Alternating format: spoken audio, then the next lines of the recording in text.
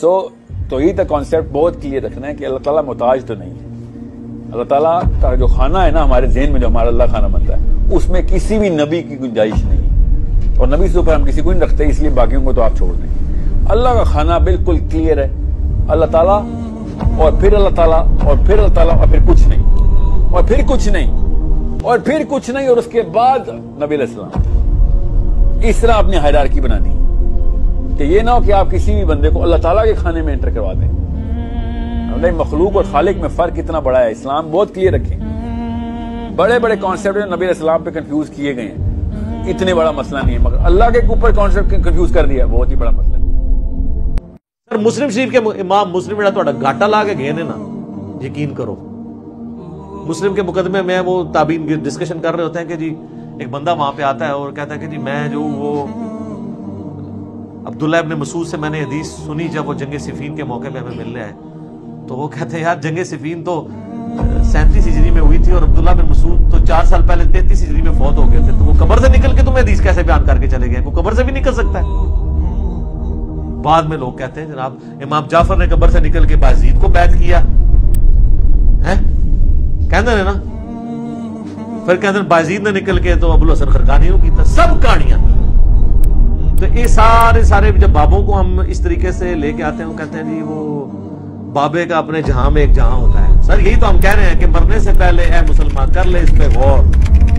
بابوں کا جہاں اور ہے، کتابوں کا جہاں اور. یہ سر کتابی بات. نبی صلی اللہ علیہ وآلہ وسلم نے فرمایا کہ اللہ تعالیٰ یا تو شرک کو معاف نہیں کرے گا یا کسی مومن کے ناحق قتل کو معاف نہیں کرے گا. کہ یا شرک معاف نہیں ہوگا یا قتل ناحق. اللہ پابند کوئی نہیں ہے اس کو معاف کرنے کا. لوگوں نے یہاں پہ بخاری مسلم کا ترجمہ نہیں ہونے دیا. کیوں نہیں ہونے دیا؟ انہوں نے کہا بخاری مسلم کا ترجمہ ہو گیا تو ہم نے تو ساروں کو فقہ حنفی پڑھائی ہوئی ہے تو سارے رفع دین شروع کر دیں گے. اور وہ بھی گیا آپ دیکھ لیں. اسی کو کہتے ہیں یار دیکھو پہلے تو کوئی رفع دین والا نہیں سی، اچانک اتنے زیادہ آگے نے نیا فتنہ ہے. سر نیا فتنہ نہیں ہے، یہ نہیں 100 سالوں میں تو بخاری ترجمہ ہوا ہے نا. یہ 1000 سال پہلے ہوا ہوتا تو تسی آٹے نمک ہوندے. تو آپ ذرا امیجن کریں یہ 1920 میں ترجمہ، اور جس بندے نے ترجمہ کیا نا وہ ایک دیوبندی عالم تھے علامہ وحید الزمان رحمہ اللہ تعالی. سب سے پہلے تو وہ اہل حدیث ہو گئے ترجمہ کرنے کے بعد.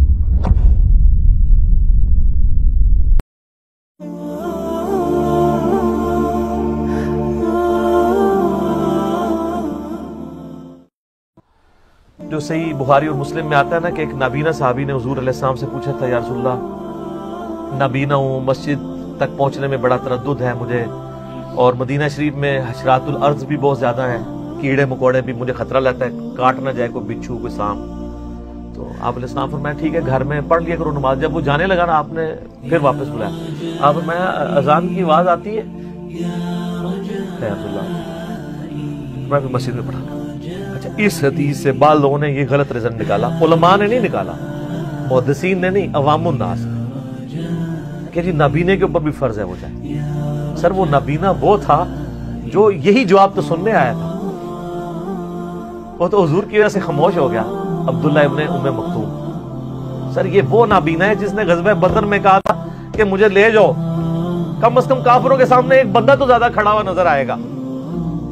ایک نابینا بندہ لڑ سکتا ہے؟ وہ تو پہلے وار میں اس کو بچہ بھی آگے مار دے. یہ ایسا کمٹمنٹ والا نابینا تھا ابن ام مکتوم، جس کو نبی علیہ السلام نے ابو داؤد میں آتا ہے کہ امامت کے اوپر فائز کیا تھا. ہجرت مدینہ سے پہلے مدینہ شریف میں انصار مدینہ کی ساری اکیڈیمک ٹریننگ جس بندے نے کی ہے وہ یہی نابینا سے آبی ہے. تو یہ حضور علیہ السلام سے کوئی رخصت لینے نہیں آیا تھا، حضور علیہ السلام سے تصدیق کروانے آیا تھا کہ میں اتنی جو ایفرٹ پٹ کرتا ہوں مسجد میں آنے کی تو حضور میری تعریف کر دیں گے اور مجھے تھپکی دیں گے کہ یار تو بڑا جڑا ہے قائم نہیں. یہ اس چکر میں آئے تھے. آگے سے جب انہوں نے جب سوال کیا تو حضور نے کہا گھر بھی پڑھ سکتے ہو.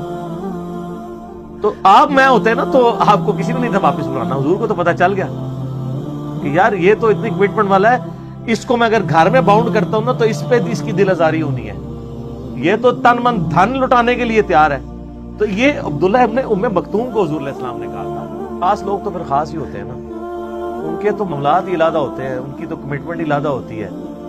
ٹھیک ہے، وہ آپ سورہ توبہ پڑھیں تو صحابہ کا اللہ نے ذکر کیا کہ ایسے لوگ بھی ہیں کہ جب تم نے جو انہوں نے آگے تمہیں ریکویسٹ کی کہ یا رسول اللہ ہم جہاد میں آپ کے ساتھ جانا چاہتے ہیں لیکن ہمارے پاس کوئی سواری نہیں ہے. تو اور آپ بھی کہہ رہے ہیں کہ میرے پاس بھی سواری نہیں ارینج کرنے کے لیے، تو وہ آنسوؤں کے ساتھ واپس لوٹے.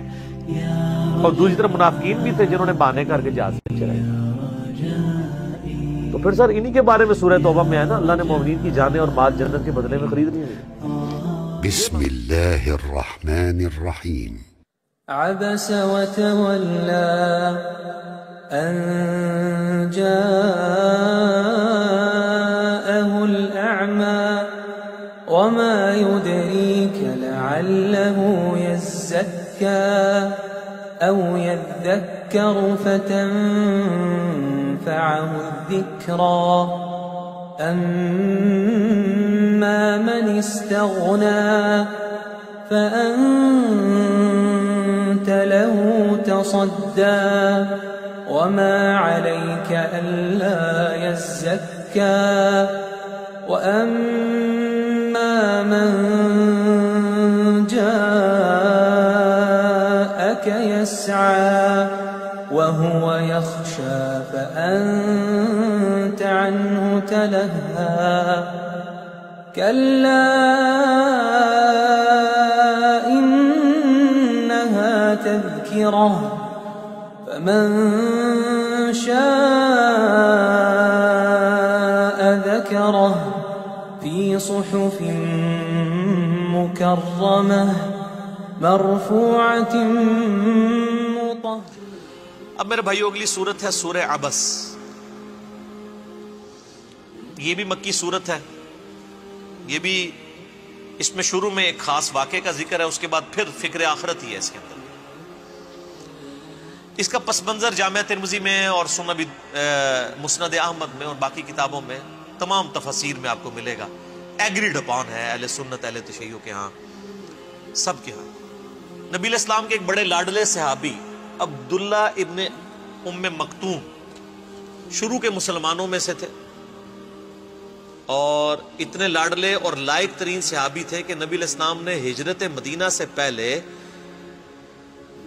مدینے کے لوگوں کو اپنے بہاف پہ جو استاد بنا کر بھیجا تھا نا، وہ ان کو بھیجا تھا. صحابی نابینا تھے، آنکھیں کوئی نہیں تھی لیکن دل کی آنکھیں تھیں. قرآن ان کو قاری کہا جاتا تھا، قرآن سب سے زیادہ جانتے تھے. تو اوس اور خزرج جب مسلمان ہوئے تو انہوں نے کہا کوئی آپ ہمیں ٹیچر دے جو ہمیں قرآن سکھائے. تو عبداللہ ابن ام مکتوم کو نبی علیہ السلام نے بھیجا، اور نابینا تھے. اور سنن ابی داؤد میں آتا ہے نبی علیہ السلام نے ان کو امامت کے مرتبے میں بھی فائز کیا تھا. میرا یوٹیوب پہ ایک کلپ بھی ہے، کیا نابینا امامت کر سکتا ہے؟ ایسے عوام الناس مشہور ہے کہ نابینا نہیں امامت کروا سکتا. کروا سکتا ہے، اصل چیز قرآن کا علم ہے. یہ بڑے لاڈلے صحابی تھے، اور یہ جو سورت کی شروع کی آیات ہیں انہوں نے میری زندگی بدلی ہوئی ہے دعوت کے حوالے سے. نبی علیہ السلام کافروں کے ڈیلیگیشن کے ساتھ ڈسکشن کر رہے تھے، اور ظاہر ہے کسی بھی ایک دائی کی بڑی خواہش ہوتی ہے کہ وہ کسی بڑے لیول کے بندے کو اپنی دعوت کا قائل کر لے تو اس کا پورا قبیلہ مسلمان ہو جائے گا. یہ خواہش کوئی بری چیز نہیں ہے، دعوت کی حکمتوں میں سے ایک حکمت ہے. نبی علیہ السلام کے پاس بھی کفار مکہ کے بڑے بڑے سردار بیٹھے ہوئے تھے. نبی علیہ السلام ان کے سامنے دعوت رکھ رہے تھے. اس دوران عبداللہ ابن ام مکتوم وہاں آگے، وہ نابینا تھے، انہوں نے نہیں دیکھا کہ حضور کے پاس اور لوگ بیٹھے ہوئے ہیں. تو انہوں نے آواز لگائی کہ یا رسول اللہ مجھے ایک مسئلہ بتا دیں آپ، میں نے دین کا ایک مسئلہ سیکھنا ہے. اب ظاہر ہے ان کا قصور تو نہیں تھا، ان کو تو نہیں پتا تھا کہ سامنے نبی علیہ السلام کے سامنے گیسٹ بیٹھے ہوئے. تو نبی صلی اللہ علیہ وآلہ وسلم نے ناگواری کا اظہار کیا، زبان سے نہیں، آپ کے چہرہ مبارک پہ ناگواری کے آثار آ گئے. اور اللہ تعالیٰ نے انہی آثار کو قرآن میں سٹارٹ ہی اس سے کیا ہے. عبس وتولی، نبی علیہ السلام نے تیوری چڑھائی اور رخ پھیر لیا اس نابینا شخص سے. میں پھر کہوں گا کہ بابوں کا خدا اور ہے اور کتابوں کا خدا اور ہے. آپ کو جو کرٹسی اور اخلاقیات سکھائی گئی ہیں نا، قرآن وہ اخلاقیات نہیں مانتا.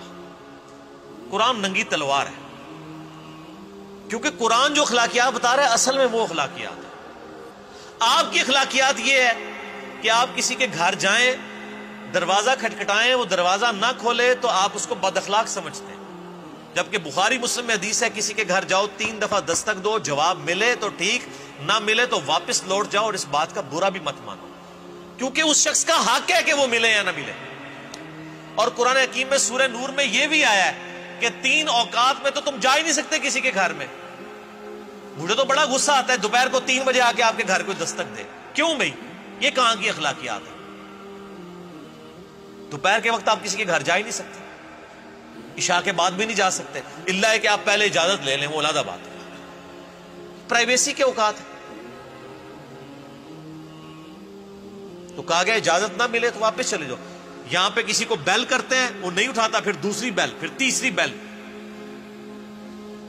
یہ اخلاقیات ہے, اس کی مرضی ہے. موبائل فون نے تو عذاب میں ڈال دیے لوگوں کو. پہلے تو پھر ہوتا تھا, آپ پی ٹی سی ایل پہ کال کرتے تھے اور پتا چلتا تھا بندہ نہیں ہے تو جان چھوٹ گئی, بندے کی بھی اور آپ کی بھی. اب تو وہ واش روم میں بھی گھسا ہوا ہے, آپ پیچھے مس بیل ہیں اس کو مار رہے ہیں اور مجبور کر رہے ہیں کہ وہ باہر نکل آئے. پہلے آپ کے آ کے فون, ایک سے زیادہ بیل کسی کو کرنے کی ضرورت نہیں ہے. اس نے اٹھانا ہوگا اٹھا لے گا, نہیں اٹھائے گا تو مس کال آئی ہوئی ہوگی, وہ دیکھ لے گا. اگر آپ اتنے امپورٹنٹ ہیں اس کے لیے تو آپ کو کال کر لے گا. یہ زبردستی کہ آپ لوگوں کے اوپر جو ہے وہ تھوپنا چاہتے ہیں چیزیں. اب وہ جو نبینا صحابی تھے, ان کی وجہ سے نبی علیہ السلام کے چہرے مبارک پہ ناگواری کے آثار آ گئے. اگر ٹیکنیکل گراؤنڈز کے اوپر دیکھیں تو نبی علیہ السلام کا ایٹیچیوڈ بالکل نارمل تھا. ظاہر آپ دین کے لیے بیٹھے ہوئے تھے, لیکن سر اللہ بے پرواہ ہے. قرآن میں جو پہلے اپنے آیات سنی نا, انما انت منذر من یخشاہا, آپ تو صرف اس کو ڈر سنائیں جو ڈر جائے. اللہ تعالیٰ نے اپنے نبی علیہ السلام کے اوپر گرفت فرمائی, غصہ فرمایا کہ یہ جو کفار مکہ کے سردار آپ کے پاس بیٹھے ہیں نا, یہ سارے آئے ہیں چسکا لینے کے لیے, ان کو دفع کریں, اور یہ جو نابینا شخص ہے نا اس کو پروٹوکول دیں. میں بھی یہی کرتا ہوں. لوگ رابطہ کرتے ہیں نا, جو بڑا ضروری مسئلہ ہے, میں کہتا ہوں ضروری مسئلہ ہے تو ادھر آؤ, ادھر آؤ گے تمہیں تلیوں پہ اٹھائیں گے. لیکن ہم کسی کے ملازم نہیں ہیں کہ اس کے پاس جا کے اس کو دعوت و تبلیغ کا کام کریں گے. آپ کی ضرورت ہے, آپ آئیں, یہاں بیٹھیں, جب تک آپ تھک نہیں جاتے میں نہیں اٹھتا. لوگوں کو پتا ہے میں 8-8 گھنٹے بھی ایک نشست میں بولا ہوں. تو میں نے اس چیز سے جو میرے پاس چل کے آتا ہے پورا پروٹوکول دیتا ہوں اسے.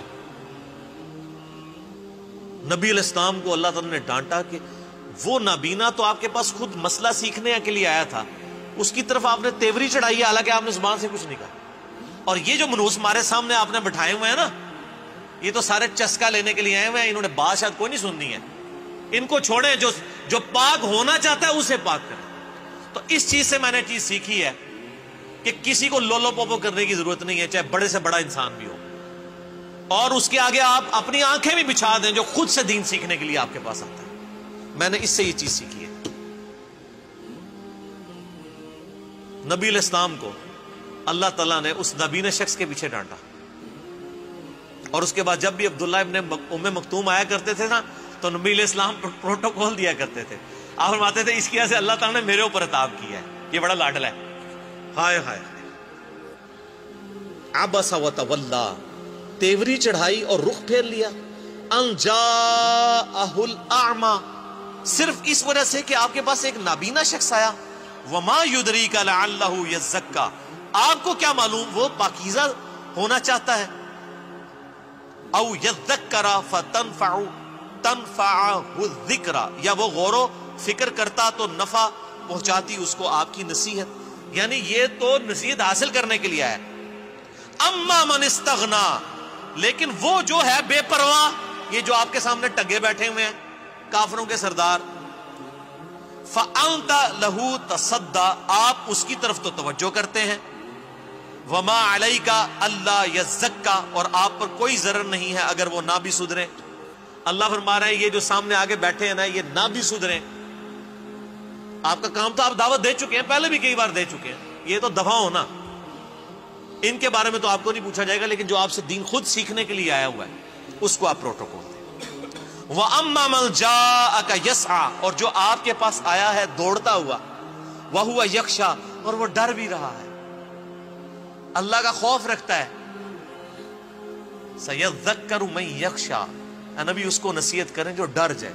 قرآن میں ہدایت ڈر جانے والوں کے لیے ہے، بے خوفوں کے لیے نہیں ہے، خواہ ان کی داڑیاں ہوں پگڑیاں ہوں. ہدی للمتقین، ڈر جانے والوں کے لیے. فَأَنْتَ عَنْهُ تَلَهَّى، تو آپ اس سے بے رخی کرتے ہیں؟ کلا، ہرگز نہیں. انہا تذکرہ، یہ تو نصیحت ہے. فمن شاء ذکر، تو جو چاہے اسے قبول کر لے. اللہ تمہارا یہ قرآن نصیحت ہے، جو اس کو قبول کرنا چاہتا ہے آپ اس کو ہدایت کی طرف بلائیں. جو آتے ہیں صرف روزانہ علمی بحثیں کرنے کے لیے، خام خواہ چسکے لینے کے لیے، ان کو چھوڑیں. اسی لیے ہم نے یہاں کا بھی مناظرے کا ماحول نہیں رکھا. ہمارے ساتھ کوئی آگے بات بھی کرتا ہے، ہم کہتے ہیں یہ میرا موقف ہے، آپ نے اڈاپٹ کرنا ہے، ٹھیک، نہیں تو جائیں کسی اور کے پاس. آپ یہ کوشش نہ کریں کہ آپ مجھے منوا لیں یا میں آپ کو منوا لوں. منوانا تو اسلام میں ہے ہی حرام ہے. اسلام میں صرف دعوت ہے کہ یہ میرا موقف ہے. آپ کہتے ہیں میرا یہ موقف ہے، میں کہتا ہوں میری یہ دلیل ہے، آپ کہتے ہیں یہ دلیل ہے. اللہ قیامت دن فیصلہ کر دے گا. میں کہتا ہوں قرآن میں ہی لکھا ہے، آپ کہتے ہیں بزرگ یہ فرماتے ہیں، تو اللہ فیصلہ کر دے گا کہ قرآن کو اللہ نے حجت ماننا ہے یا بزرگوں کو حجت ماننا ہے.